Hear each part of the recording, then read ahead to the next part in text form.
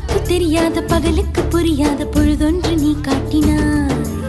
இதயத்தில் நீ இருப்பதனால் நான் தூங்கும் நேரத்தில் என்னுள்ளே தூங்காமல் நெஞ்சுக்குள் வாயாடினாய். கண்ணாடி நீ கடிகாரம் நான் உன்னுள்ளே ஓடோடி வாழ்வே.